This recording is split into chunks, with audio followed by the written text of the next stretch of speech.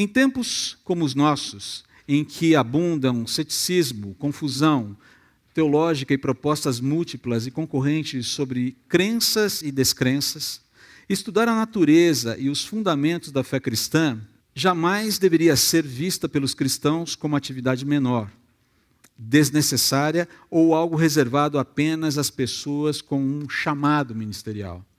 Todos os cristãos são chamados. Conhecer o que Deus revela sobre si, sobre nós e sua vontade é responsabilidade de cada pessoa redimida. Esse engajamento é vital para que entendamos o que somos, qual é a razão da nossa existência e o que o futuro nos reserva. Saber articular esse conhecimento e defender a profissão de fé que fazemos é dever e privilégio de cada cristão. Saber por que cremos no que cremos é ordenança bíblica. Deus não incentiva ninguém ao fideísmo. O fideísmo é a fé que ignora a razão. Crer não é um salto no escuro, crer é também pensar. Os cristãos não são suicidas intelectuais e precisam começar a reagir às propostas acéfalas em torno do cristianismo. O evangelho é simples, mas não é simplista. Que ninguém se iluda sobre isso. Sabe o que é interessante? Eu tenho ouvido recorrentemente ainda ecos de um movimento anti-intelectual na igreja nos dias atuais. O eco nos dias atuais. O movimento já é antigo. Parece que essa história de crer em Deus não tem nada a ver com essa história de pensar. É engraçado que foi Deus quem fez a mente humana, não foi? Foi Ele quem nos habilitou a pensar, a raciocinar. Por que a fé estaria desconectada de qualquer exercício racional? Eu não consigo entender o porquê. Mas é curioso ver que essas pessoas que fazem essas críticas, quando diz respeito às suas profissões, quando diz respeito às suas formações acadêmicas, à sua capacitação técnica, à sua vida de uma forma geral, elas gastam o que podem e o que não podem para se preparar melhor.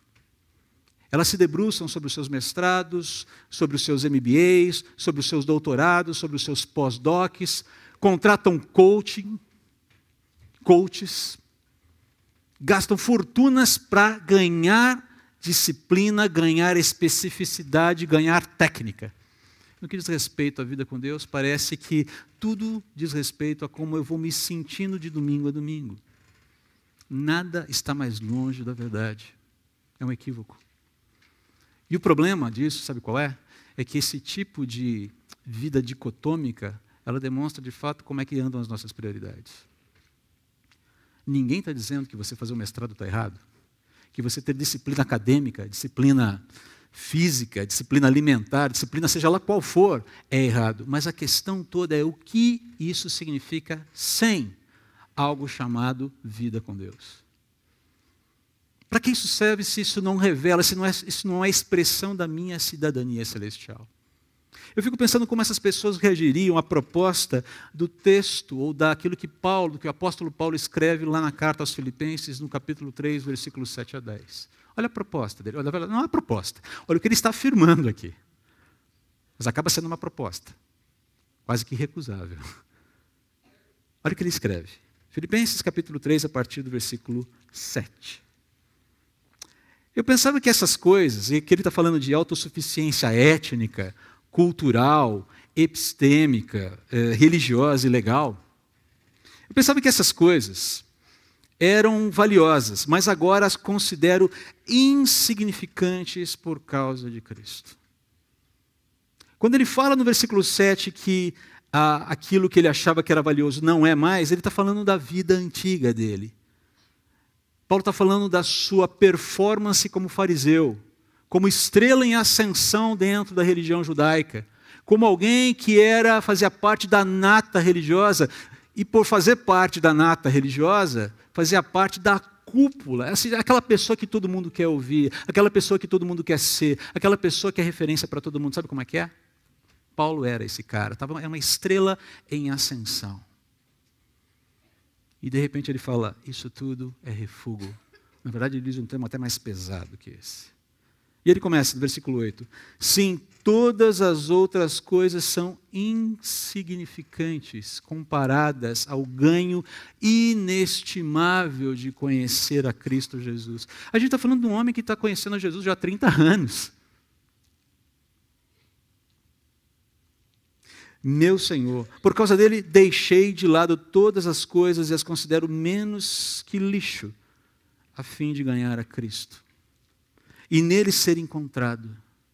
Não conto mais com minha própria justiça que vem da obediência à lei, mas sim com a justiça que vem pela fé em Cristo, pois é com base na fé que Deus nos declara justos. É interessante porque esse texto aqui é uma convergência, ele faz uma convergência maravilhosa de teologia profunda com vida piedosa. Uma das coisas que o pessoal do curso doutrinário ouviu logo no comecinho, na primeira aula, se eu não me engano, foi falar para eles o seguinte: conhecimento teológico que não te coloca de joelhos diante de Jesus é veneno. Não foi? Conhecimento teológico, saber sobre teologia própria, bibliologia, angelologia, satanologia, antropologia, hamartiologia, cristologia, pneumatologia, escatologia, eclesiologia, e vamos lá. Se isso não te coloca em contato com o Deus vivo e não te faz andar com o Deus vivo, nos termos do Deus vivo, é veneno. É isso que Paulo está falando aqui. É menos que lixo. A verdade liberta. Conhecereis a verdade vos... Uau! Eu sou cidadão de que reino? Paulo está falando assim, eu recebi um passaporte que eu não troco por nada. Ainda vivo nesse mundo, ainda opero nesse mundo, mas é a minha cidadania celestial que determina como eu vivo nesse mundo. E conhecer a Cristo é essencial para eu operar corretamente nesse mundo. Não é mero conhecimento teológico. Não é simplesmente saber mais da Bíblia. É entender a quem eu pertenço e com que propósito Ele me chamou para ser seu. Faz toda a diferença. Faz toda a diferença. É interessante que no livro que nós recomendamos para a igreja nesses 2 meses, comentando exatamente sobre esse texto aqui, o Carson fala o seguinte: Paulo entende que a justificação é obra de Deus assegurada pela morte de Cristo e apropriada mediante a fé. Deus olha para nós através da morte de seu Filho e assim nos declara justos. Paulo reconhece que no universo de Deus, a coisa de suma importância é conhecer a Deus. No fluir da história que inevitavelmente corre em direção ao juízo, o grande julgamento onde somente o veredito de Deus tem importância, ele, Paulo, é declarado justo pelo Deus Criador, esse juiz infinitamente mais precioso do que qualquer coisa que se possa imaginar, infinitamente mais importante do que receber todos os prêmios do mundo, sejam eclesiásticos, sejam acadêmicos, sejam sociais, sejam financeiros, sejam pessoais, sejam lá de que natureza forem. É por isso que quando chega no versículo 10, próximo slide, Paulo faz essa declaração maravilhosa. Quero conhecer a Cristo e experimentar o grande poder que o ressuscitou. Quero sofrer com Ele, participando de sua morte, para de alguma forma alcançar a ressurreição dos mortos. Paulo aqui está dizendo, não de alcançar uma coisa que ele ainda não tem, mas de ser cada vez mais íntimo, cada vez mais habilitado a viver essa vida para a qual ele foi chamado. Agora, queridos, a gente está falando de alguém aqui que está preso por pregar o Evangelho e que já anda com esse Jesus a quem ele prega há mais de 30 anos, há cerca de 30 anos. Olha a vibração desse homem. Quantas vezes ele fala de alegria na carta de Filipenses? Vai lá, dá uma lidinha para você ver. Essa perspectiva que muda tudo, essa perspectiva que ajusta tudo, essa perspectiva que corrige tudo. Governos virão e irão embora. Políticas econômicas oscilarão. Inflação, uma hora talvez subirá, outra hora descerá. O desemprego talvez caia, talvez aumente. Talvez você consiga comprar mais ou comprar menos. Talvez você consiga morar melhor ou não. Talvez o supermercado tenha requeijão ou não. Um amigo meu falava que ele sabia que a família estava em crise quando o requeijão começava a faltar na mesa. Ups, margarina de novo. Eu não sei o que vem, Mas o fato é que a minha cidadania celestial, essa que Paulo declara aqui, define e ajusta o tempo todo quem eu sou, a quem eu pertenço e o que eu estou fazendo aqui. E conhecê-lo e conhecer os seus termos é essencial. É necessário. É importante. É fundamental. Como disse o Carson, no universo de Deus, a coisa de suma importância é conhecer a Deus. E eu não conheço a Deus simplesmente sentindo Deus. Porque os meus sentimentos podem ser equivocados. Eu conheço Deus me aplicando a entender o que Ele disse sobre Ele mesmo através das Escrituras. O que Ele fala sobre mim, o que Ele fala sobre a realidade, o que Ele fala sobre caminhos, propósitos e futuro. A minha oração tem sido para que a CB Moema seja uma igreja conhecida por ser composta por gente de cidadania celestial que vive esse negócio na veia de fato e de verdade. Cada vez mais. Cada vez mais. Exercício teológico sem piedade é veneno.